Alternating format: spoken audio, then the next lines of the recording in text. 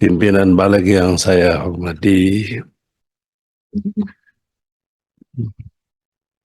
para menteri yang mewakili presiden yang saya hormati. Saya membaca teliti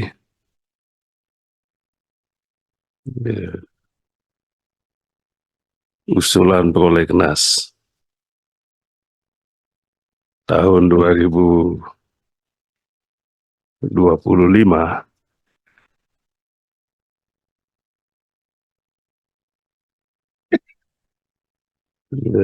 Saya bolak-balik, tetapi yang saya cari itu tidak ketemu. Maka perkenankan saya untuk menanyakan itu.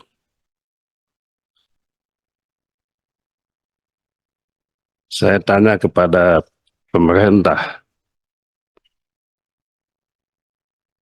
bagaimana nasib rancangan undang-undang perampasan aset?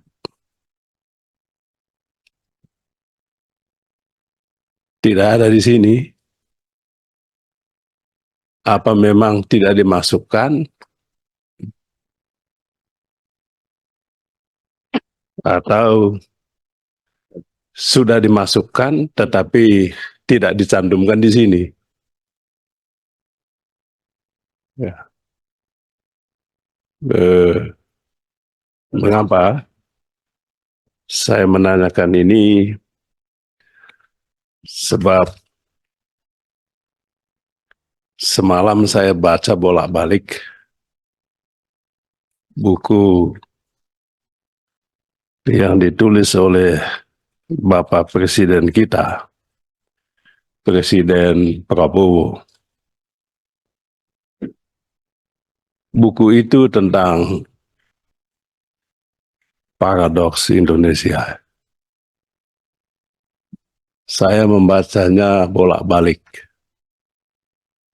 Dan dari awal sampai buku itu ditutup,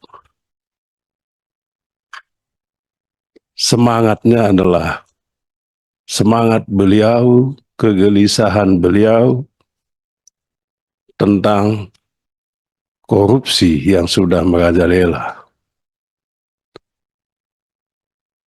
Saya rasa Presiden kita, kegelisahan beliau dirumuskannya dengan sangat singkat dan gamblang, cesplong di dalam bukunya itu. Dan inilah visi misi beliau untuk Indonesia maju. Tidak mungkin Indonesia maju, kata dia, kalau pemerintahannya tidak bersih. Berulang kali beliau mengemukakan itu di dalam buku Paradoks Indonesia. Dan saya yakin Bapak Ibu sekalian juga mendukung itu. Nah, tetapi apa yang disampaikan beliau, apa yang menjadi kegelisahan dan harapan beliau tidak nampak di dalam agenda prolegnas ini. Nah, kalau DPR masuk akal lah, karena DPR ini kan 9 kepala, 8 kepala ya, 9 lah dengan DPD. Tetapi pemerintah kan 1 kepala. Nah, oleh sebab itu saya mohon penjelasan pemerintah tentang ini. Rancangan undang-undang perampasan aset, bahkan kalau bisa, pemerintah harus ambil inisiatif untuk mengajukan usulan rancangan undang-undang revisi undang-undang KPK, manakala perlu juga revisi undang-undang tindak pidana korupsi. Itu usulan saya. Nah, usulan ini mungkin tidak usah dijawab, tetapi yang saya mohon tadi penjelasan Saya punya hak untuk mendapatkan penjelasan itu. Mohon pemerintah menjelaskan itu dalam waktu yang tepat. Saat ini juga. Sekian dan terima kasih banyak. Baik, terima kasih dari Pak Beni. Mohon dari Pak Menteri mungkin bisa ada tanggapan, silakan. Baik, terima kasih Pak Pimpinan. Yang saya hormati, ada dua tadi hal yang terkait dengan pertanyaan kepada pemerintah. Satu soal RUU tentang desain industri. Prinsipnya kalau RUU tentang desain industri, kalau DPR berkeinginan untuk menjadikan usul inisiatif, kami persilahkan Pak. Kan prinsipnya yang penting jadi. Itu satu. Pemerintah tidak akan pernah keberatan untuk memberikan ruang kepada Dewan Perwakilan Rakyat Republik Indonesia untuk menginisiasi itu. Hanya mungkin karena ada kebijakan dari pimpinan Badan Legislasi bahwa satu alat kelengkapan DPR untuk sementara bisa menyelesaikan satu rancangan undang-undang, kemudian nanti berikutnya bisa diisi lagi. Itu yang membuat pemerintah mungkin memasukkan itu. Tapi kalau itu dianggap penting bagi DPR untuk melanjutkan, terutama teman-teman dari Komisi 6, sebagai alumni Komisi 6 saya setuju Pak Prof. Darmadi. Itu satu Pak. Yang kedua, terkait dengan RUU perampasan aset. Pemerintah tetap berkomitmen sama. Karena itu di dalam rancangan tentang prolegnas kita tahun 2025-2029 itu tetap masuk dalam program legislasi nasional jangka menengah. Kenapa sekarang belum pemerintah ajukan? Karena periode yang lalu pemerintah sudah mengusulkan menjadi usul inisiatif. Tetapi perdebatan di parlemen itu masih cukup dinamis. Karena itu, pemerintah akan melakukan dialog lebih awal terkait dengan kajian-kajian yang sedapat mungkin itu bisa dilakukan. Termasuk saya berterima kasih, saya mengikuti perkembangannya, dinamikanya, termasuk di Badan Legislasi. Tadinya dibahas di Komisi 3, kemudian Komisi Badan Legislasi melakukan diskusi, bahkan menyangkut soal perubahan nomenklatur judul. Apakah benar yang dimaksud itu adalah perampasan aset atau pemulihan aset, aset recovery.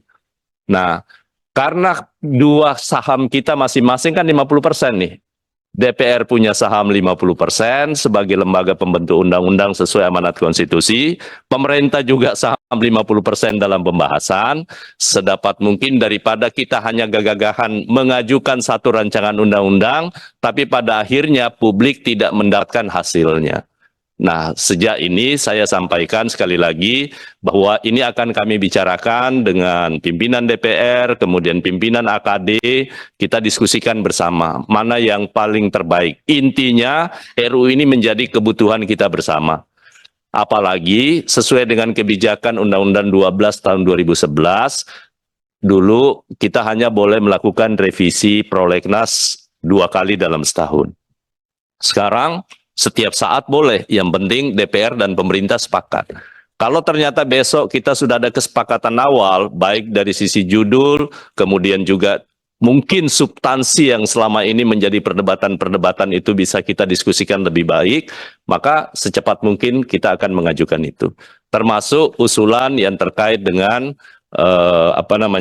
revisi tentang Undang-Undang 31, seperti yang disampaikan oleh Pak Beni. Saya rasa itu Pak, demikian, terima kasih. Assalamualaikum warahmatullahi wabarakatuh. Waalaikumsalam warahmatullahi wabarakatuh. Cukup Pak? Boleh Silakan. saya interupsi sedikit. Pak Menteri,